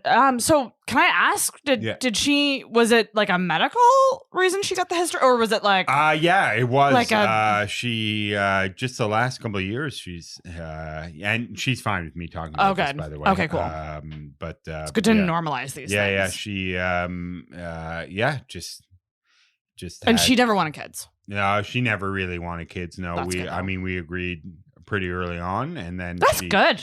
Yeah, and then she on the just same page. like it was about maybe a year and a half where she consistently had her period, like nonstop for about a year and a half. Oh my gosh! And then they kind of said, okay, well, this is, they tried so many different things and like ablations and all these different things, and then they said, no, we're just going to take it all out. So probably for the best. Yeah. It's actually really good that she wasn't. Yeah, it didn't really affect her emotionally. Like, obviously, if we were different people, it would be very traumatic, and she's very lucky that, that happened to her, and we were in the position that we were in. But, I mean, it was extremely hard on her, obviously, like both physically and mentally. Oh, I can't imagine. Just dealing with like finding, and Prince Edward Island doesn't have the best medical system. Oh, yeah. So you're trying to find, like, we've been there for 4 years and we haven't had a family doctor.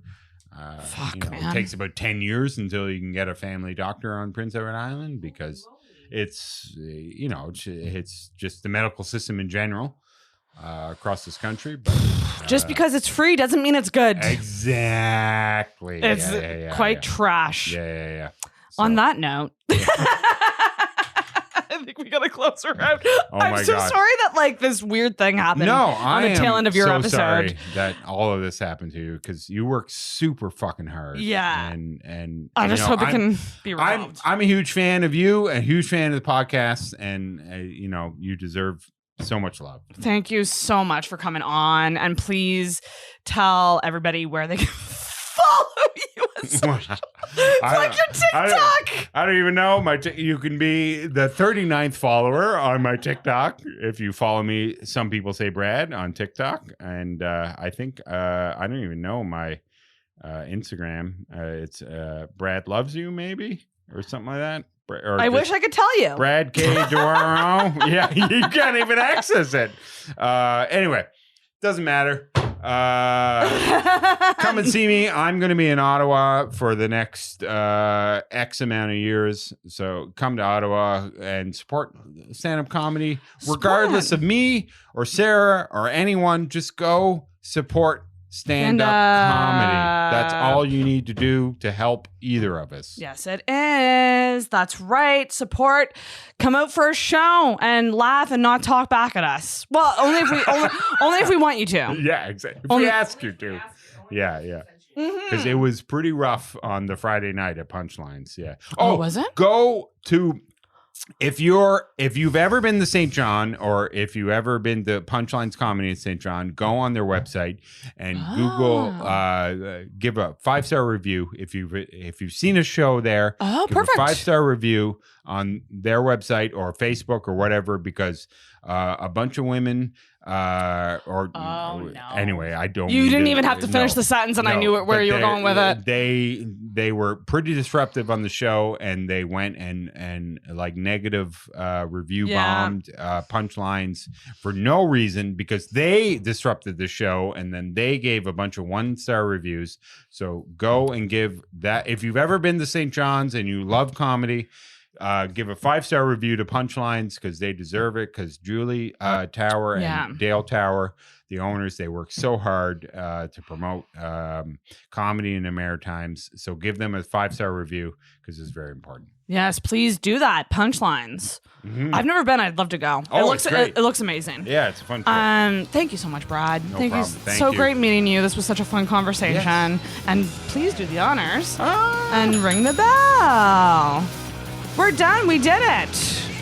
I don't even look like I've been crying. Fuck, man.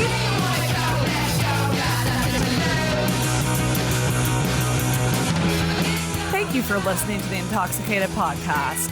If you enjoyed this week's episode, make sure you subscribe on whatever podcast app you use and leave a rating or review on Apple Podcasts.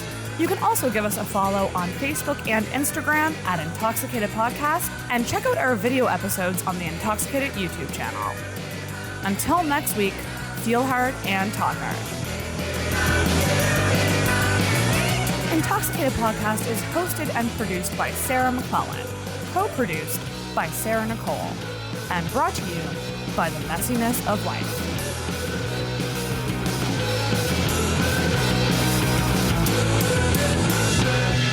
everybody's depressed. Next subject.